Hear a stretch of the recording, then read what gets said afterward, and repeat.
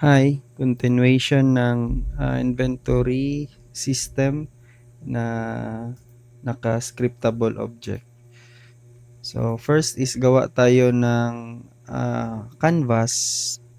So, UI and then instead na canvas pala, diretso na lang image kasi gagawa yan ng sariling canvas. And then sa canvas, scale with screen size, then 1920 by 1080. So, sa image, tawagin natin inventory panel and then add lang tayo ng text para lang tawag nito ganyan para may malagay tayo sa taas. So, simpleng design lang. Tapos ganyan, extend lang natin ito ganyan, then medyo dark sa text naman. Okay, and then gawin nating bold. Okay na siguro yan. Then sa inventory panel, gawa tayo ng another UI na image. So itong image na to, shift niya ganyan, and then lagay ninyo 385 tsaka 215 dito din, tsaka 385. So tawagin natin itong tawag nito inventory hindi, slot pala, slot panel. Sa slot panel, gawa tayo ng buttons. Okay, UI and then yung button na Text Mesh Pro. Tsaka gawin nating 100 ito. And then yung slot panel, change natin yung color to something like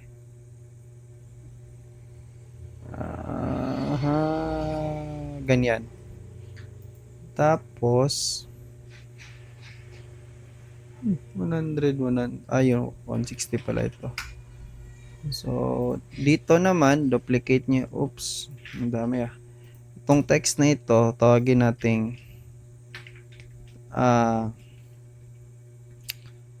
quantity, and then ito naman tawagin natin itong label. Check the label and then create UI and then image. Ito is para sa icon ito. Lagay natin dito si icon sa taas para hindi niya tawag nito, matabunan yung mga text. And then gawin natin siyang ganyan. Tapos 30. Ito naman sa quantity, gawin natin itong ganyan. Try natin lagyan ng 1 for example lang. Tapos 20 by 20 ata ito. Okay, and then sige, ito yung mga kailangan na scripts natin. So create tayo ng mono behavior script. Ito yung una, inventory slot.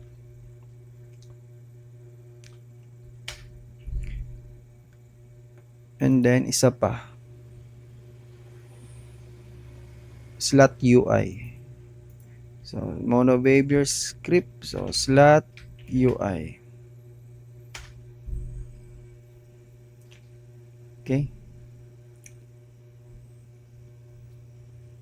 tagal. Okay, open natin yung inventory. And then, hindi natin kailangan itong at saka ito. So, kasi class lang ito. Pero, kailangan natin siyang makita sa ating inspector mamaya. Kasi dito sa ating inventory manager, hindi na ito item class. Ito ay inventory slot na. Kaya need natin i-serialize para makita natin sa inspector. Kasi kahit naka-public yan, hindi natin makikita sa inspector pag hindi ito naka-system.serializable. So, instead na tools, hindi yan tools na. Okay, dito, ito lang yung kailangan natin. Public na item class para sa ating item. So, di ba kanina, item class. Ngayon, si inventory slot na ang mag-hold ng ating item class. Kasi nga, lagyan kasi natin ng quantity.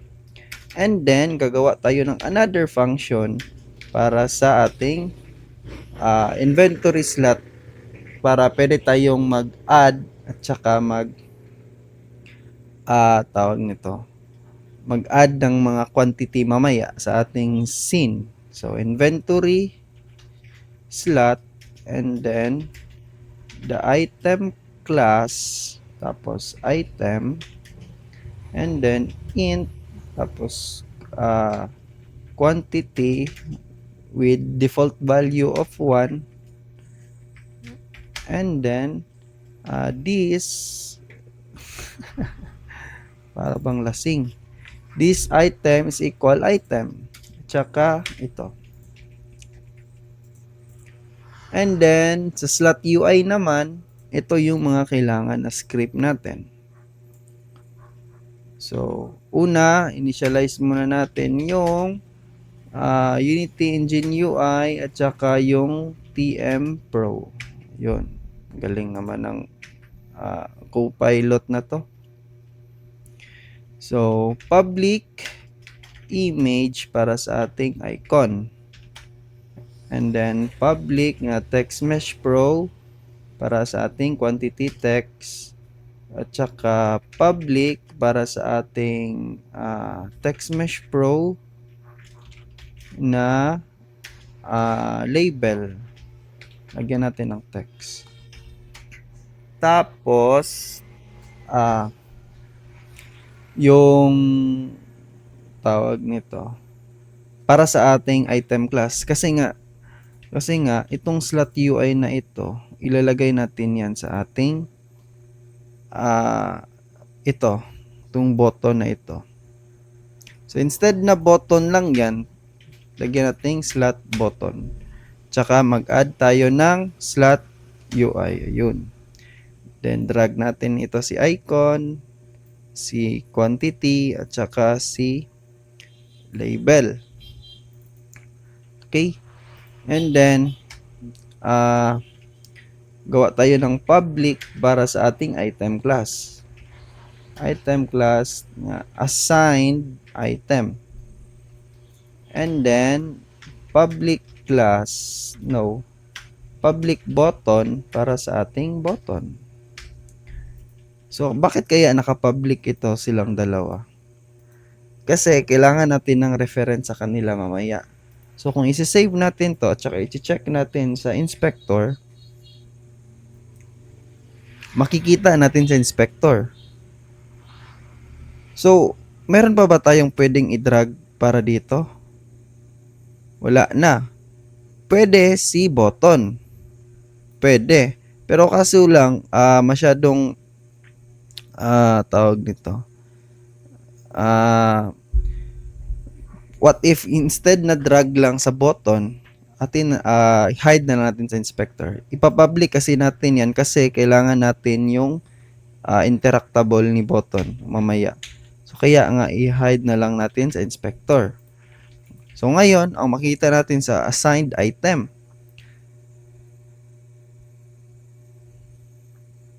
Kaso ang problema nito kung ganyan, it means drag and drop dito sa ating assigned item. So dapat hindi ganyan. Dapat script ang gagawa para paano mag-assign ng item. So instead na ganyan, i-hide din natin sa inspector si assigned item. So, instead na drag and drop, i-code natin kasi nga dapat flexible yung inventory natin. Alam ba natin kung anong item ni player para sa inventory niya? Hindi. So, kaya script ang gagawa para sa atin. So, ngayon, ito yung mga kailangan ng mga function. So, sa start, sa button, ito lang. And then, gawa tayo ng function para sa pag-set ng item. So, inventory slot, tawagin nating slot. And then, yung assigned, ito na. Yung assigned item is ilagay natin sa itong inventory slot na ito. So, slot. Okay, wait. So, bakit siya nag-error? Kasi nga, inventory slot ito. Pero remember, si inventory slot, meron siyang item class, which is, ang name is item. Therefore, lagyan natin ng dot item. Oops. Ayan. Linog. Next, para naman sa ating icon sprite.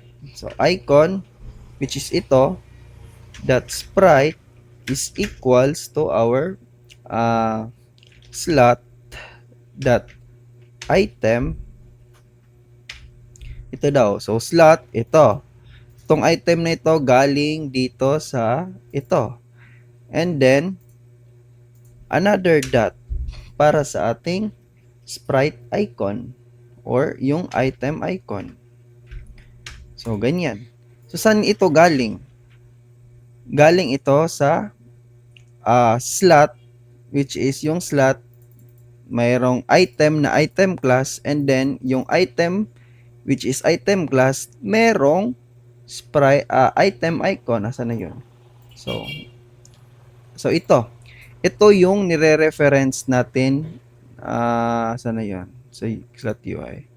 Ito yung nire-reference natin dito sa item icon na ito. Itong statement na ito. And then, next, which is label text dot text is equals to slot dot item name. Yan.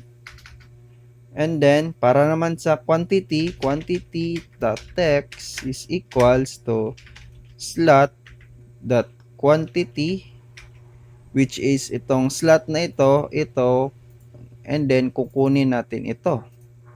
Quantity, pero gagawa tayo ng condition.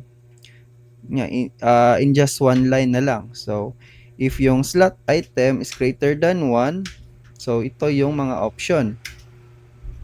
Therefore, if yung slot item is greater than 1, then display natin yung quantity ng ating inventory slot or yung item. So, slot dot quantity dot toString, and then other if lesser than 1 or 0, then therefore lagyan natin ng double quote na lang para blank. Hindi pwede null. So, yan lang para sa set item. So, another function, public void para sa clear slot.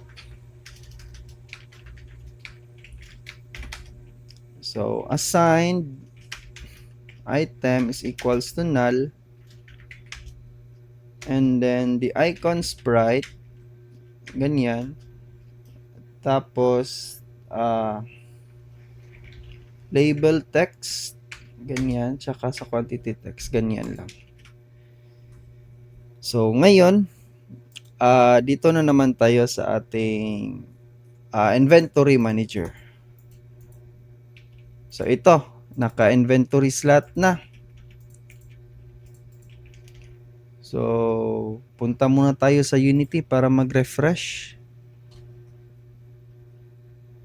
So, mawawala ito kasi iko-code na lang natin yan. Yun.